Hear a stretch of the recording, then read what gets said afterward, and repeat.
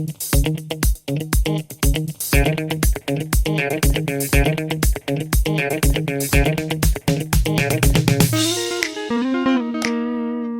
guys, welcome back.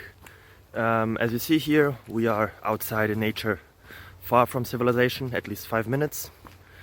So, will I ever find back? I don't know. But I have some new questions here for you. So let's see if it helps you.